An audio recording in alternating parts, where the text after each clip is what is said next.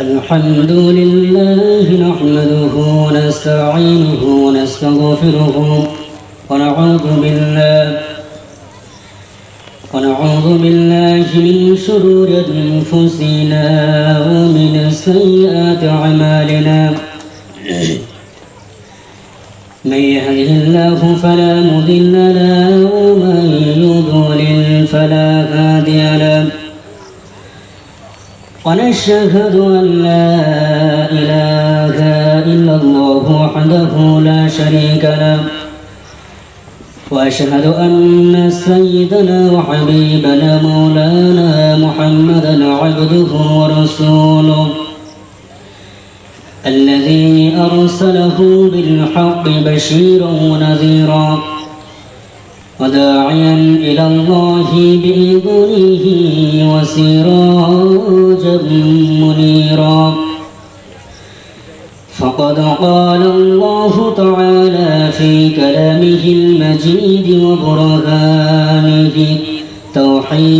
التوحيد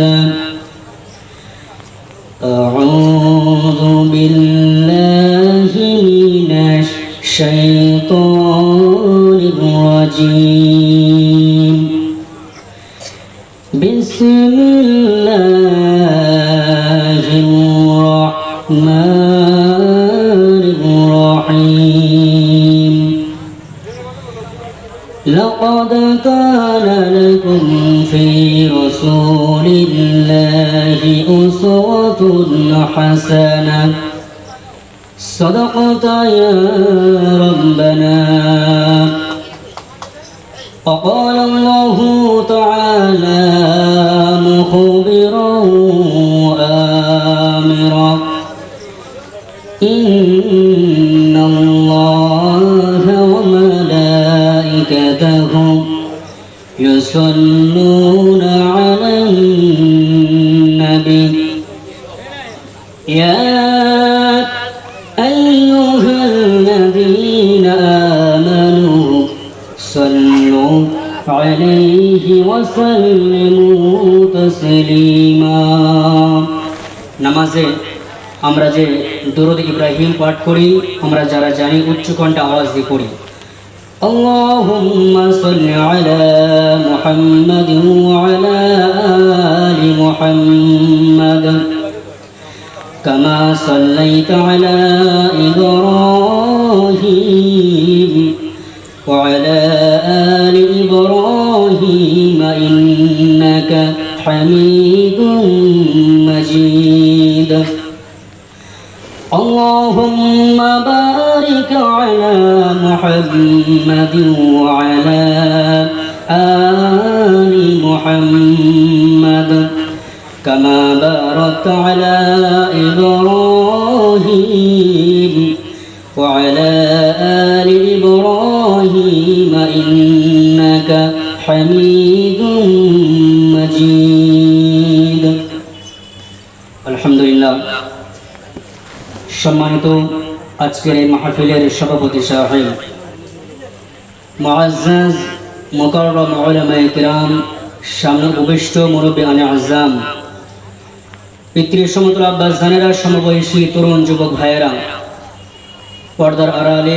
অবস্থানরত আবলা সরল আবেদা সালিহা অত্যন্ত শ্রদ্ধা মা এবং বোনেরা সকলকে আমার অন্তরের অন্তরস্থল থেকে জ্ঞাপন করছি মুবারক সবটুকুন শুকরিয়া আল্লাহ সুবহানাহু মহিয়ান গরিয়ান সর্বশক্তিমান আল্লাহ পাকের জন্য যিনি আমাদেরকে অত্যন্ত দয়া মায়া করে হাজারো মানুষের ভিতর থেকে ছাঁটাই বাছাই করে নির্বাচিত করে দয়া করে মায়া করে মোহাব্বত করে দিনের মজলিসে জান্নাতে বাগান উলামায়ে কিরামদের সুহবতে আসার বসার তৌফিকটুকু দান করেছেন এজন্য আসুন সেই আল্লাহ রাব্বুল আলামিনের দরবারে আমানত চিত্তে হৃদয়ের আবেগ অনুভূত জার করে ঈমানের তেজে জ্ঞান হয়ে একই সুরে সকলে উচ্চ কণ্ঠে আওয়াজ দিয়ে শুকরার্থ বলি আলহামদুলিল্লাহ মাশাআল্লাহ লক্ষ কোটি দরুদ এবং সালাম আল্লাহর সৃষ্টির প্রধান আকর্ষণ বিশ্ব সবার সভাপতি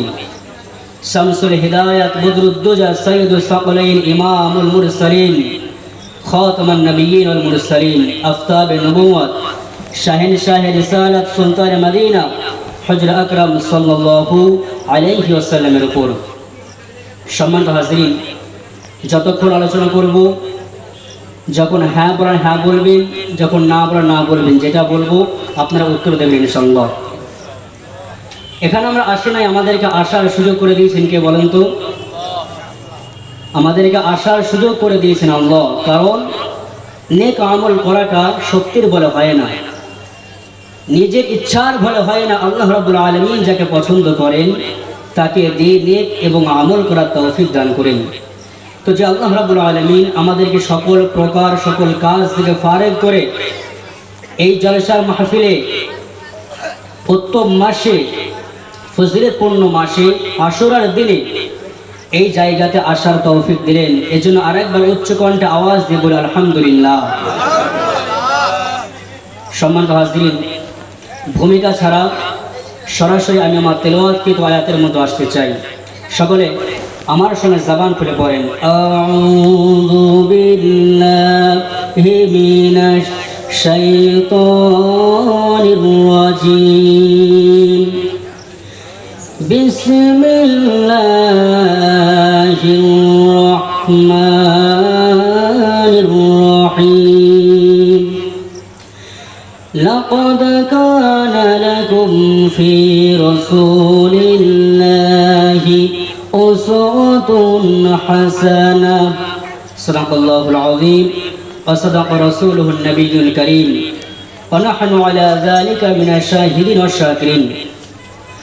তেলাওয়াতকৃত আয়াতটি হচ্ছে, পারা নম্বর হচ্ছে 21, পৃষ্ঠা নম্বর হচ্ছে 19, সূরার নাম হচ্ছে সূরাতুল আহজাব, আয়াত নম্বর হচ্ছে 21 নম্বর আয়াত। একটি আয়াতের কিছু অংশ আপনাদের সম্মুখে তেলাওয়াত করেছি। আল্লাহ রাব্বুল আলামিন যদি চান এই আমার মতো অধম গুনাহগারের মুখে দিয়ে যেন এমন কিছু দামি কথা বাহির করে দেন এই আয়াতের প্রেক্ষিতে, যাতে করে আমাদের জন্য দুনিয়া ও আখিরাত উভয় জগতেই কল্যাণ বয়ান বলে আল্লাহুম্মা আমিন। সম্মানিত হাজরিন, আজকে এই প্রোগ্রাম, এই মাহফিল, এই জলসা, এই দোয়ার মজলিস কিসের জন্য, কাকে কেন্দ্র করে, কি উপলক্ষে আমরা সকলে এই বিষয়ে অবগত আছি। আজকে হচ্ছে মুহররম মাসের, এই মাসটাই হচ্ছে আল্লাহর কাছে ফজিলতপূর্ণ একটি মাস। আল্লাহর কাছে যে 12টি মাস রয়েছে, আরবি মাস, আমরা অনেকেই জানি না। 12টি মাসের ভিতরে আল্লাহর কাছে 4টি মাস সম্মানিত মাস, সম্মানীয় মাস। তার ভিতরে একটা হচ্ছে মুহররম মাস। এই মুহররম মাস আল্লাহর কাছে সম্মানিত একটি মাস। তো যে উপলক্ষে এই জলসা, যে কারণে দেওয়া হয়েছে আশুরার দিনকে উপলক্ষ করে, এই মাসের ফজিলত, আজকের দিনে কি ঘটনা ঘটেছিল, ইতিহাস কি ছিল, এই বিষয়ে সংক্ষিপ্ত আকারে আলোচনা করবেন ইনশাআল্লাহ। তো যে আয়াতে কারিমা তেলাওয়াত করেছি, এই আয়াতের ভিতরে আল্লাহ রাব্বুল আলামিন জানিয়েছেন আমরা মানুষ কাকে ফলো করব, কাকে আমরা অনুসরণ করব, কাকে আমরা অনুকরণ করব, আমাদের জন্য সেলিব্রিটিকে, আমাদের আদর্শকে আমরা কাকে ফলো করব।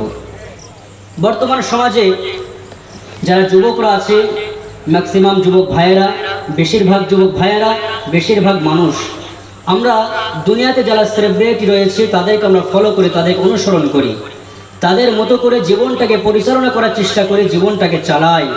তারা কোন স্টাইলে চুল কাটে, কীভাবে চলাফেরা করে, কোন স্টাইলে কথা বলে, সেগুলোকে আমরা ফলো করি।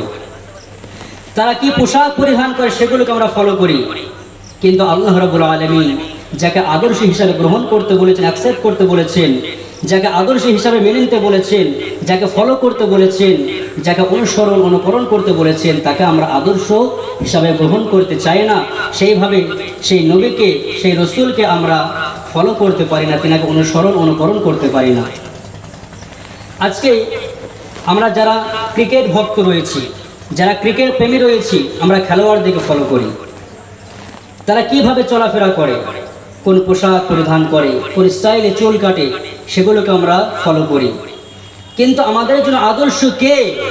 আল্লাহ রাব্বুল আলামিন যাকে ফলো করতে বলেছেন, যাকে আদর্শ হিসাবে গ্রহণ করতে বলেছেন, যাকে অনুসরণ করতে বলেছেন, তাকে আমরা করি না। আমাদের জন্য আদর্শ হচ্ছে বিশ্বনবী মুহাম্মদ রাসূলুল্লাহ সাল্লাল্লাহু আলাইহি ওয়াসাল্লাম। আল্লাহ রাব্বুল আলামিন বলেন, লাকাদ কানা লাকুম ফি রাসূলিল্লাহি উসওয়াতুন হাসানাহ। আল্লাহ পাক বলেন, তোমাদের জন্য অবশ্যই মুহাম্মদ রাসূলুল্লাহ সাল্লাল্লাহু আলাইহি ওয়াসাল্লাম তোমাদের জন্য উত্তম আদর্শ, তোমাদের জন্য নমুনা, তোমাদের জন্য মডেল, তোমাদের জন্য আইডল। তোমরা অবশ্যই মুহাম্মদকে ফলো করবে। কিন্তু আমরা কাকে ফলো করি? আল্লাহ রসুলকে আদর্শ হিসাবে গ্রহণ করতে পেরেছি? কথা বলেন, আমরা গ্রহণ করতে পারি নাই। আল্লাহ রসুলের যদি আমাদের ভিতরে আদর্শ থাকতো, নবীজির প্রতি প্রেম, ভালোবাসা, মুহাব্বত যদি থাকতো, কখনো নামাজ থেকে আমরা পিছিয়ে থাকতে পারতাম না। নবীজি যেইভাবে জীবন যাপন করেছে, সেই দিক থেকে কিছুটা না পারলেও অন্তত কিছু হলেও মানতে পারতাম। কিন্তু আমরা অনেক যুবক ভাই আছে, অনেক মানুষের কিছুই মানি না, আমরা ফলো করতে পারি না। আল্লাহ যাকে আদর্শ হিসাবে গ্রহণ করতে বলেছেন, তাকে আমরা আদর্শ হিসাবে গ্রহণ করতে পারি না। কিন্তু যাকে আদর্শ হিসাবে গ্রহণ করতে নিষেধ করেছেন, আমরা তাদেরকে ফলো করি, তাদের মতো করে জীবনযাপন করার চেষ্টা করি এবং জীবনযাপন করি। আজকে বলেন তো, আমরা যাদেরকে অনুকরণ করি, যাদেরকে ফলো করি, তাদের জীবনে, তাদের ক্যারেক্টারের ভিতরে ভুল, দাগ, কালিমা, চরিত্রের ভিতরে দাগ, তাদের বদনাম আছে না নাই? বলেন তো, আছে না? একজন নায়কের তার চরিত্রের ভিতরে, ক্যারেক্টারের ভিতরে কত ভুল থাকে, কত বদনাম থাকে, কত খারাপ থাকে। একজন খেলোয়াড়ের জীবনে কতটা ভুল থাকে, আমাদের জীবনে কত ভুল রয়েছে। কিন্তু আল্লাহ রাব্বুল আলামিন যাকে আদর্শ হিসাবে গ্রহণ করতে বলেছেন, আমাদের জন্য, तमाम পৃথিবীর মানুষের জন্য যাকে আদর্শ হিসাবে দুনিয়ার জমিনে প্রেরণ করেছেন, তার জীবনে কোনো ভুল ছিল না, কোনো কালিমা ছিল না, কোনো দাগ ছিল না, কোনো খারাপ রিপোর্ট ছিল না। যার চরিত্র সম্পর্কে আল্লাহ রাব্বুল আলামিন কোরআনুল কারীমে আয়াত নাযিল করেছেন। আল্লাহ রাব্বুল আলামিন এই সম্পর্কে কোরআনুল কারীমে পারা নম্বর হচ্ছে 29, পৃষ্ঠা নম্বর হচ্ছে 3, সূরার নাম হচ্ছে সূরাতুল কলাম, আয়াত নম্বর হচ্ছে 4 নম্বর আয়াত। আল্লাহ পাক বলেন, ইন্নাকা লাআলা খুলুকিন আযীম। হে নবী, অবশ্যই আপনি মহান চরিত্রের অধিকারী। আপনার মতো চরিত্র, আপনার মতো ক্যারেক্টার, আপনার মতো ভালো মানুষ পৃথিবীর কেউ হতে পারে না, আপনার মতো চরিত্র কারো হতে পারে না। যার চরিত্র সম্পর্কে, যার ক্যারেক্টার সম্পর্কে যে আল্লাহ রাব্বুল আলামিন কোরআনুল কারীমে আয়াত নাযিল করলেন, আয়াত নাযিল করে জানিয়ে দিলেন, तमाम পৃথিবীর মানুষদেরকে মেসেজ দিলেন, তারপর আমরা সেই নবীকে অনুসরণ করতে পারি না, সেই নবীকে ফলো করতে পারি না। এই চরিত্র হচ্ছে 3 প্রকার। আমি আস্তে আস্তে ইতিহাসের দিকে যাব। চরিত্র হচ্ছে 3 প্রকার।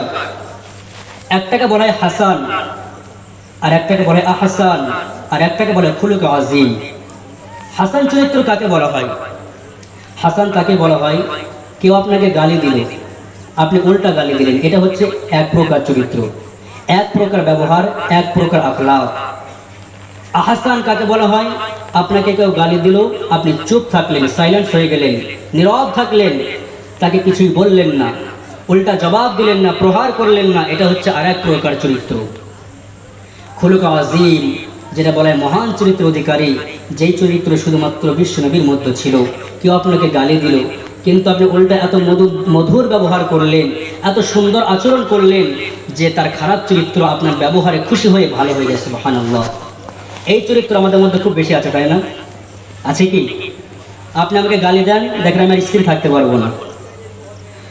আমাদেরকে যদি কেউ ধমক দেয়, আমরা তাকে প্রহার করার জন্য এগিয়ে যাই।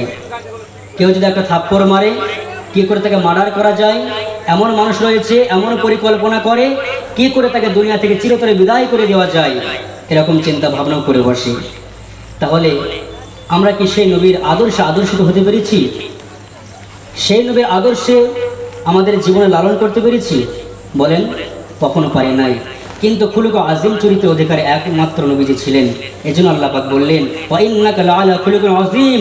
হে নবী, আপনি অবশ্যই মহান চরিত্রের অধিকারী। আপনার মতো চরিত্র, আপনার মতো ক্যারেক্টার, আপনার মতো ব্যবহার কারো হতে পারে না। আল্লাহ রসুলের চরিত্র কেমন ছিল জানেন? আর আমাদের ব্যবহারটা কেমন? আমাদের ভিতরে হিংসায় ভরপুর, আমরা কেউ কার ভালো দেখতে পারি না। একটা মানুষ দুনিয়াতে সে কিছু উপার্জন করেছে, অর্জন করেছে, ভালো জায়গা অবস্থান করেছে, সমাজে প্রতিষ্ঠিত হচ্ছে, আমাদের সহ্য হয় না, কিন্তু আমরা চেষ্টা করি না, তার স্থানে যাওয়ার চেষ্টা করি না। তাকে উৎসাহ দেই না কি করে তাকে টেনে ধরা যায়, কি করে তাকে শেষ করা যায়, কি করে তার ক্যারিয়ারকে নষ্ট করা যায়, আমরা সেই পরিকল্পনা করি, সেরকম চিন্তা ফিকির করি আমরা। এই হচ্ছে আমাদের টেন্ডেন্সি, আমাদের চিন্তা ভাবনা। কিন্তু আমাদের আদর্শ বিশ্ব নবীর মতো হতে হবে। যদি আমাদের আদর্শ বিশ্ব নবীর মতো হয়ে যায়, আমরা যদি নবীজির আদর্শে আদর্শিত হতে পারি, তাহলে দুনিয়া এবং আখিরাত উভয় জগতেই কল্যাণ লাভ করতে পারবো। তো নবীজির আদর্শ কেমন ছিল জানেন? আল্লাহ রসুলকে কেউ মারলে, কেউ ধমক দিলে, কেউ প্রহার করলে উল্টা জবাব দিতেন না, তিনি মধুর ব্যবহার করতেন। আল্লাহ রসুল আদর্শ এমন সুন্দর ছিল, কিতাবের মধ্যে এসেছে দৃষ্টান্ত এমন। নবীজি যে রাস্তা দিয়ে চলাচল করতেন, যে রাস্তা দিয়ে চলাফেরা করতেন, সে রাস্তার মধ্যখানে একজন বৃদ্ধা মহিলা প্রতিনিয়ত প্রতিদিন কাটা বিছিয়ে রাখত।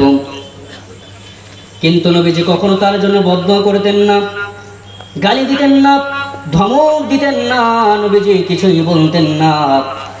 নবীজি কাটা সরিয়ে তিনি রাস্তা দিয়ে চলাফেরা করতেন। একদিন নবীজি লক্ষ্য করলেন রাস্তার মধ্যখানে কাটা দেখা যায় না।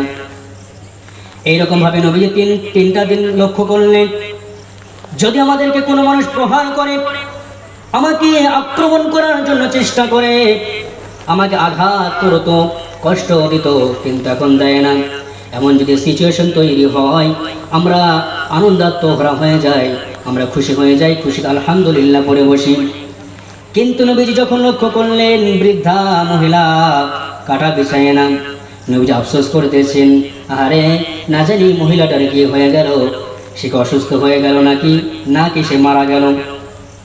এক পর্যায়ে নবীজি বৃদ্ধা মহিলার বাড়িতে গেলেন, যাওয়ার পরে দেখতে পেলেন বৃদ্ধা মহিলা বিছানায় শুয়ে রয়েছে, আর তার শিহরণে তার মাথার কাছে ছোট্ট একটা বাচ্চা মেয়ে মাথার কাছে হাওয়া করতেছে। নবীজি যখন ঘরে প্রবেশ করলেন, বৃদ্ধা মহিলা দেখার পরে সঙ্গে সঙ্গে তার শরীরে কম্পন সৃষ্টি হলো। বৃদ্ধা মহিলা চিন্তা করলেন, এটা তো আব্দুল্লাহর বেটা মুহাম্মদ, এই নবীকে, এই মুহাম্মদকে আমি প্রত্যেক দিন কাটা বিছিয়ে দিতাম, যাতে করে এই মুহাম্মদ কষ্ট পেয়ে যায়, আঘাত পায়, এ যেন তার পাটা ক্ষত বিক্ষত হয়ে যায়। কিন্তু এ তো আমার শত্রু, আমার কাছে এসেছে, বাড়িতে এসেছে, নিশ্চয় প্রতিশোধ নেওয়ার জন্য আমার বাড়িতে এসেছে। বৃদ্ধা মহিলা তিনি কম্পিত সৃষ্টি হয়ে গেল তার শরীরে।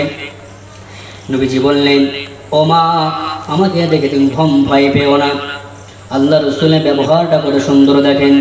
নবীজি ঘরে প্রবেশ করলেন, দেখার পরে প্রবেশ করার পরে দেখলেন ঘরটা এলোমেলো রয়েছে, পরিষ্কার করা নাই। নবীজি নিজ হাতে ঘরটা পরিষ্কার করলেন। এরপরে নবীজি বললেন, মা, তোমার কি খাওয়া হয়েছে নাকি? মহিলা বললেন, আব্দুল্লাহর বেটা মুহাম্মদ, আমার তো খাওয়া হয়নি, ঘরে কোনো অর্থ নাই, টাকা নাই, বাজার করার মতো কোনো পরিস্থিতি নাই। এক পর্যায়ে নবীজি বাজারের ব্যাগটা হাতে নিলেন, সঙ্গে সঙ্গে বাজারে চলে গেলেন, বাজার করলেন। বাজার করার পরে নবীজি ঘরে প্রবেশ করলেন, তার বাড়িতে সে নিজেই রান্না করলেন। এক পর্যায়ে রুটি বানালেন, বানানোর পরে বিশ্ব নবী তরকারি দিয়ে রুটিটা ওই মহিলার গালে তুলে দেন। নবীজি যখন তুলে দিচ্ছেন, বৃদ্ধা মহিলার চোখের দুই কোণা দিয়ে পানি গড়িয়ে পড়তে লাগে।